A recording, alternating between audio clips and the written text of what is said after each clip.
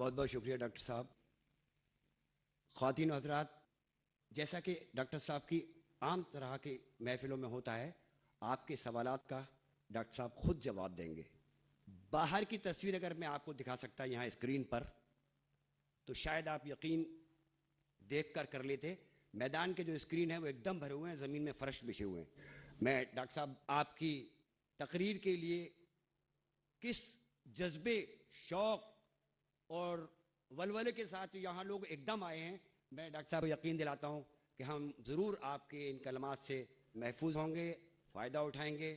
اور اسی درمیان میں ڈاکٹر صاحب کے جو وقفہ ہے اس بیچ میں اپنے مہمان خصوصی جناب ڈی سی پانڈے صاحب DIG آگرہ سے درخواست کر رہا ہوں کہ وہ آج کی اس تقریر کے تاثرات اور آپ لوگوں سے دو الفاظ سے روبرو ہوں.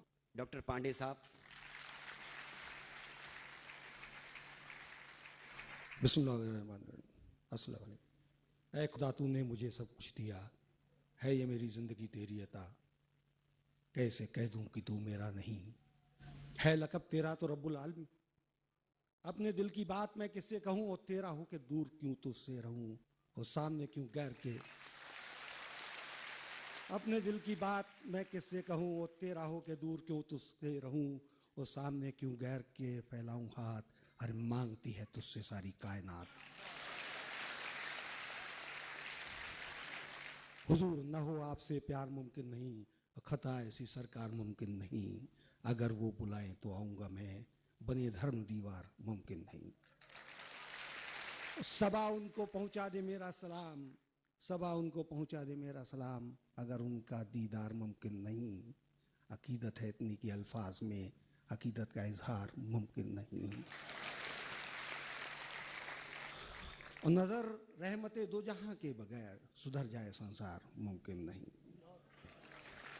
حضور سبھی کو مال و زر دے دے، سبھی کو مال و زر دے دے، ہر ایک نعمت عطا کر دے. سبھی کو مال و زر دے دے، ہر ایک نعمت عطا کر دے. میرے مالک مجھے احساس کی دولت عطا کر دے. میں ہر خواہش، ہر ایک ارمان کو قربان کر دوں گا، جو تو مجھ کو فقط کردار کی عظمت عطا کر دے. میری لغزشوں حضور، میری لغزشوں پہ نظر نہ کر، مجھے رحمتوں سے نواز دے. میرے لغزشوں پہ نظر نہ کر، مجھے رحمتوں سے نواز دے. بڑا ہوگا مجھ پہ تیرا کرم، تم محبتوں سے نواز دے.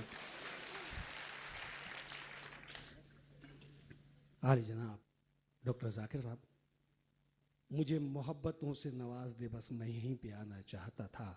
آج اللہ نے رحمتوں سے نوازا ہے، اس کی کرم فرمائی ہے کہ یہ محبت کرنے والے کا یہ یہاں پہ اس بزم میں، اس اجلاس میں سارے محبت کرنے والے اکٹھے ہوئے ہیں آپ کے سامنے. یہ اللہ نے آج کرم فرمائی کی ہے، رحمتوں سے نوازا ہے.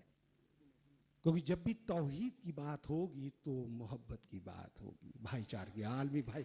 توحید کی بات جہاں پہ بھی ہوگی تو محبت کی بات ہوگی، اور وہیں سے سلسلہ شروع ہوگا. میرے اوپر ہمیشہ تہمتیں رہی ہیں کہ میں نے بات اپنے محکمہ ڈنڈا، محکمہ پولیس، اس محکمے میں بھی محبتوں کی بات، یہ تہمتیں آتی رہی کی ہیں. ہمیشہ شاعری کے موقع پہ بھی یہی بات ہوئی کہ آپ نے بات ہمیشہ محبت کی ہے. میں نے ہمیشہ کہا کہ یہ محبت کا جذبہ جب تک رہے گا، اللہ کی کرم فرمائی وہی ہے، اللہ کی رحمتیں وہی ہیں. جہاں محبت ہوگی وہیں روشنی ہوگی. روشنی پیار کی علامت ہے، روشنی کے لیے دعا کیجئے، ہمیشہ وہی ہوگا. تو اس روشنی کو، ایک محبت کے جذبے کو بچائے رکھنے کے لیے توحید کی بات ہے. عالمی بھائی چارہ اپنے آپ بنا رہے گا جب آپ کے دل سے مل جائیں گے، جب آپ ایک دوسرے کو سمجھ لیں گے، جب آپ ایک دوسرے سے محبت کریں گے. خود بخود اپنے آپ کا ایمان محبت ہو جائے گا. آپ کا مذہب، آپ کے مذاہب سبھی ایک جگہ آ کے ملتے ہیں، وہ ہے محبت. اور توحید وہی ہے، توحید اس کی بنیاد ہے. آپ توحید کی بات کرتے ہیں تو بھی بنیاد کی اس کی محبت ہے. زکوٰۃ کی بات بھی محبت ہے. آپ روزے کی بات کرتے ہیں وہ بھی محبت ہے. حج کی بات کرتے ہیں وہ بھی محبت کی بات ہے. اس میں کہاں ہے، اس میں نا اتفاقی کہیں ہے ہی نہیں. ساری بات محبتوں کی بات ہے، ساری کائنات کی بات محبتوں کی بات ہے. کہ نفرتوں سے الگ راستہ چاہیے. اور آج ہم کو آپ کی ضرورت ہے حضور. حضور آپ کی ضرورت کس لیے ہے کہ سارے جو پیغمبر ہمارے آتے رہے اور پیغام لاتے رہے, لیکن ان کو ہمیں تو راستہ دکھانے والا کوئی ہو. آج کے اس دور میں, اس زر پرستی کے دور میں راستہ نہیں مل رہا ہے, تو وہ تو آپ دکھا رہے ہیں کہ نفرتوں سے الگ راستہ چاہیے, سلسلہ پھر وہی پیار کا چاہیے, اور یہ اندھیرا, یہ بے سمتپنا سفر, روشنی چاہیے, رہنما چاہیے. روشنی چاہیے, یہ اندھیرا, یہ بے سمتپنا سفر, روشنی چاہیے, رہنما چاہیے. تو جب تک آپ جیسے رہنما ہمارے ساتھ چلتے رہیں گے, آپ کے نقش پا کو دیکھ کے ہم لوگ آگے بڑھتے رہیں گے. اور ہمارا مذہب محبت اپنے آپ میں ہوگا.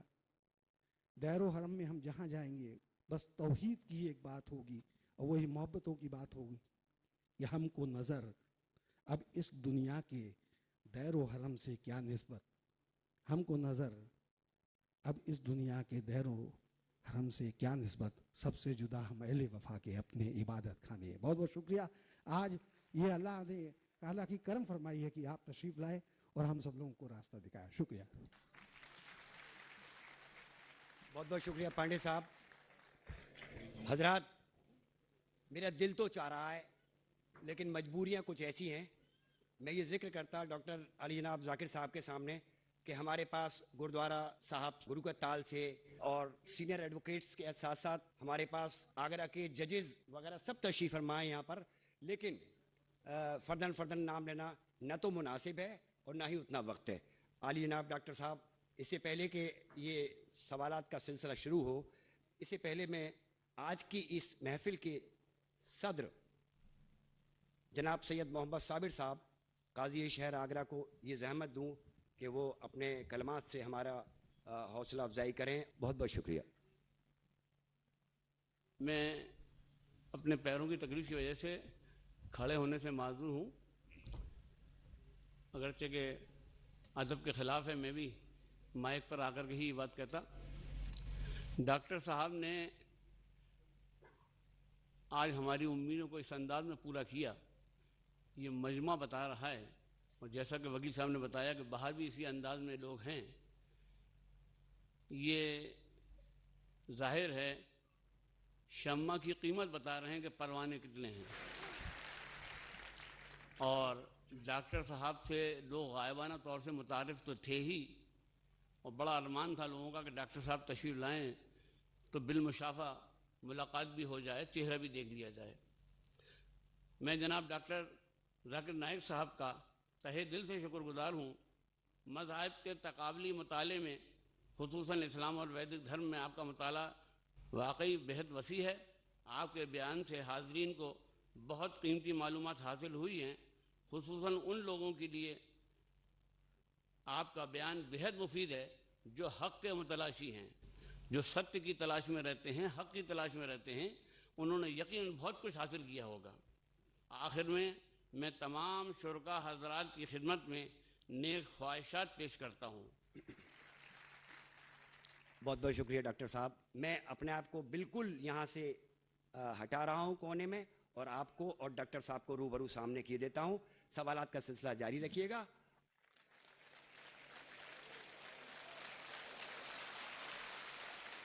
سوال جواب شروع کرنے کے پہلے کچھ رولز اور ریگولیشن میں کہنا چاہتا ہوں.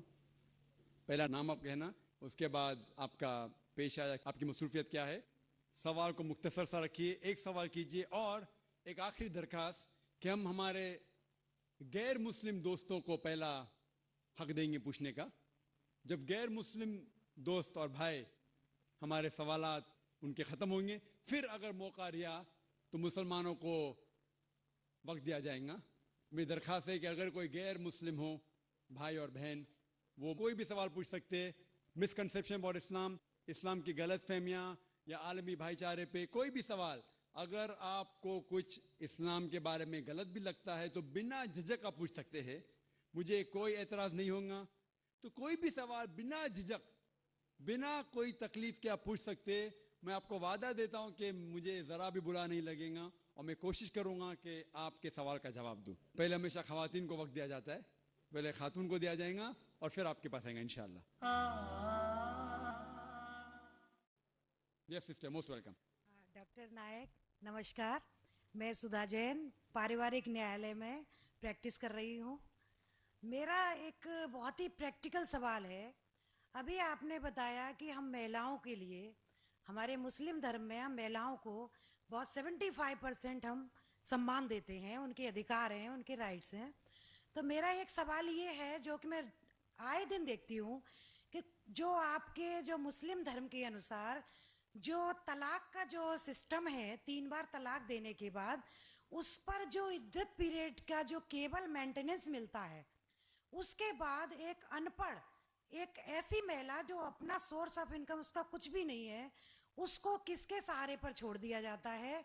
हमारा धर्म जो मुस्लिम धर्म है उसमें कोई ऐसी व्यवस्था कर दी जाए जिससे कि ऐसी महिलाओं को जीवन जो आसानी से कट सके. Thank you. बहन ने एक बहुत अच्छा सवाल पूछा.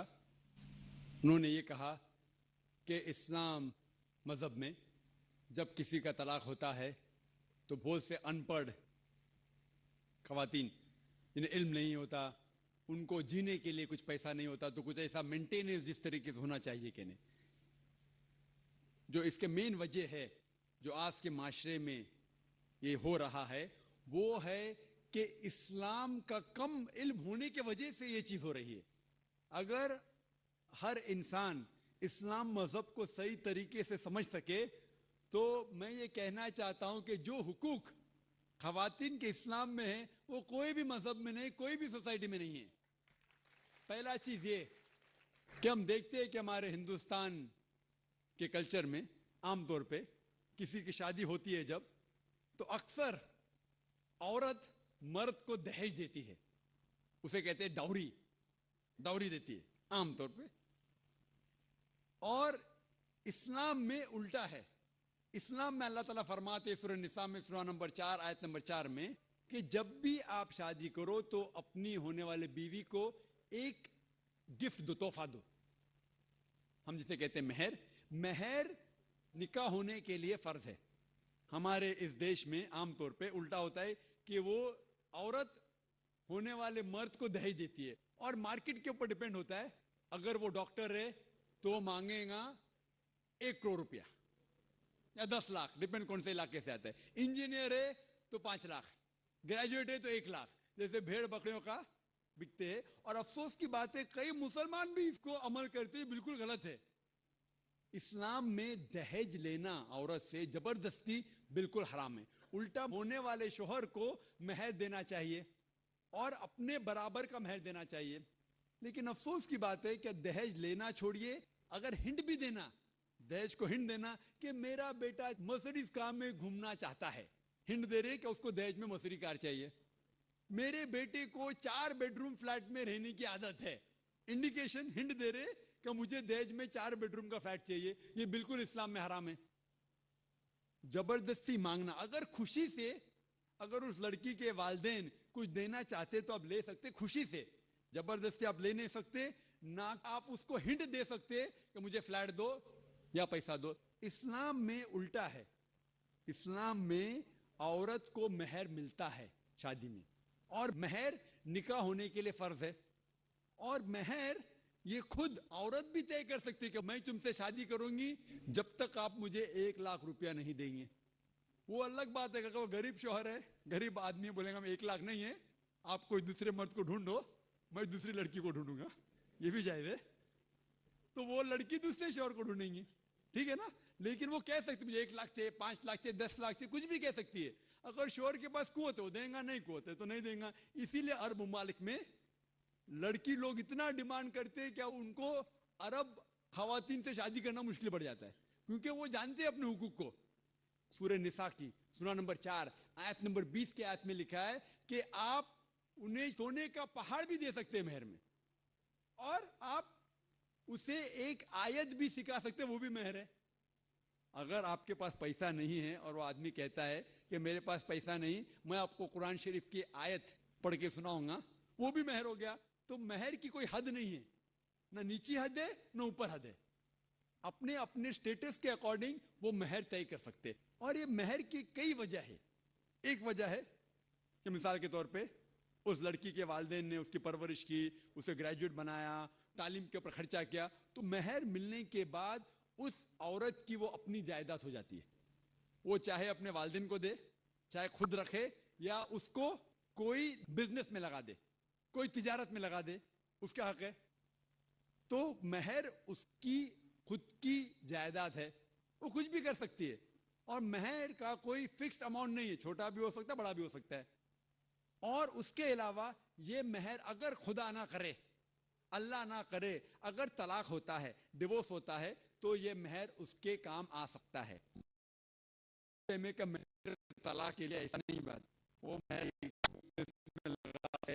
اپنے والدین کو دے سکتی ہے. اور جہاں تک کہ اس کا خود کا سوال ہے, اسلام کے اندر جتنے فائنینشیل ایسپیکٹس ہے خرچہ اس کا, شادی کے پہلے ذمہ داری ہے اس کے والد کی اور اس کے بھائی کی, شادی کے بعد ذمہ داری اس کے شوہر کی اور اس کے بیٹے کی. آل فائنینشیل ایسپیکٹ, کھانا, کپڑا, سب اس کو کمانے کی ضرورت نہیں, یہ حق ہے مرد کو دینے کا. تو financially she is more strong, she is very strong financially. جہاں تک کہ مالی حالات میں اسلام میں عورت کا درجہ بہت اونچا ہے. جہاں تک کہ بہن نے سوال پوچھا کہ طلاق ہونے کے ٹائم پہ اسے مینٹیننس کیوں نہیں ملتا, بہت اہم سوال ہے. پہلا ہم یہ جان لیں کہ جب اللہ سبحانہ و تعالی حقوق دینے کے باوجود اللہ سبحانہ و تعالی عدل کرتے ہیں, جسٹ ہے. کیونکہ جب بھی طلاق ہوتا ہے, جب بھی طلاق ہوتا ہے, گھاٹے میں جاتا ہے مرد,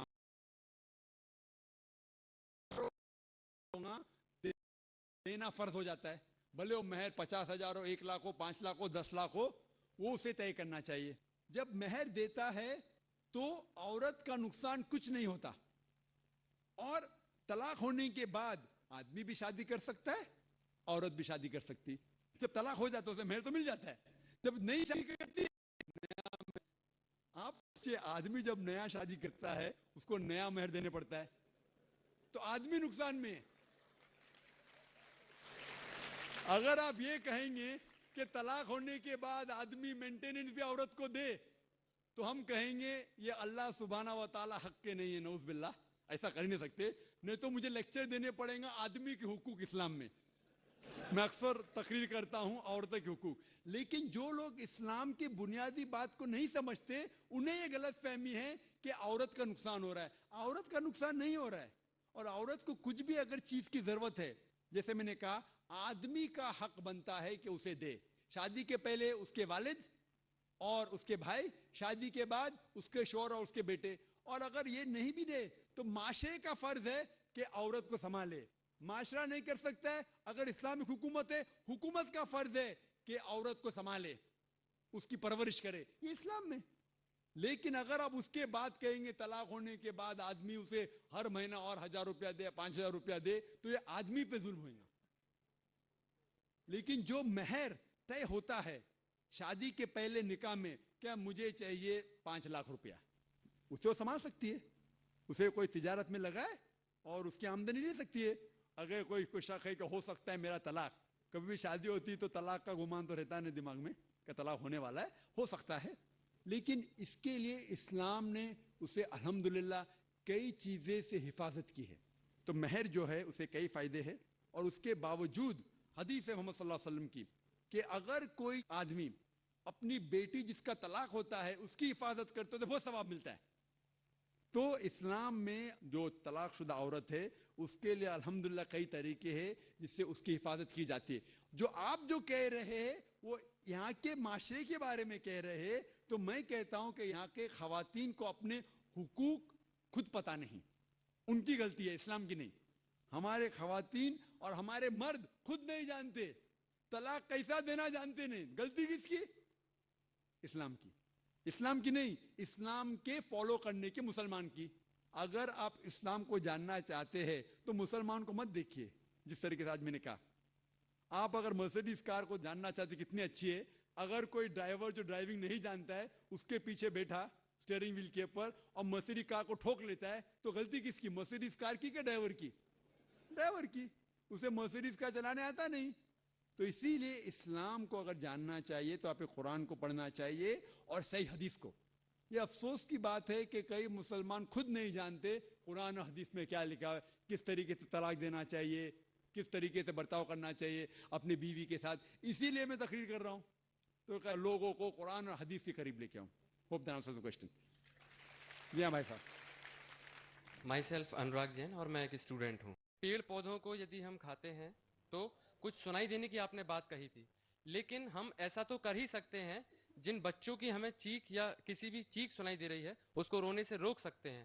دوسرا, جو چائنا میں نوجات ششو کھائے جاتے ہیں, یدی کوئی اسلام دھرم کا انویائی ان کا اللہ کا نام لے کر یدی کھاتا ہے تو کیا یہ اچت ہے؟ میں نے ایک اخبار میں کٹنگ پڑھی تھی کہ وہاں نیو بورن چائلڈ وہاں کھائے جاتے ہیں, تو کیا اسلام میں اس طریقے کی اجازت ہے؟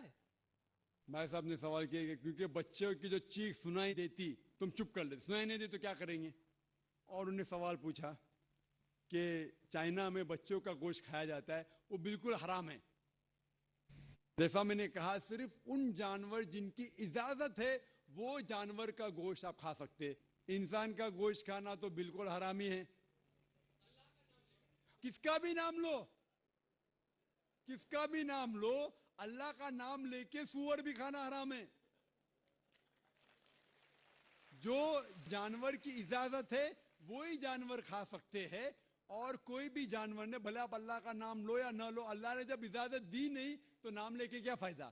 اور آپ کا جو پہلا سوال تھا کہ بچوں کی چیخ سنائی دیتی تو چپ کرتے ہیں, نہیں سنائی دی تو کیا کریں گے. اگر بچہ گونگا ہے تو کیا کریں گے, آپ اس کو دودھ نہیں دیں گے. گونگے بچے کو کیا کریں گے, آپ اور اس کو توجہ دیں گے کہ اس کی چیخ سنائی نہیں دیتی تو اسی لیے میں اور توجہ دوں گا کہ دودھ ٹائم پہ ملے. وہ جس کو چیخ سنائی دیتی ہے دودھ نہیں ملا تو روئے گا, تو مجھے معلوم پڑے گا. تو ماں گونگے بچوں کی اور توجہ کریں گے, اسی لیے آپ کو پیڑ پودے کی توجہ اور دینا چاہیے کیونکہ آپ کو چیخ سنائی نہیں دیتی.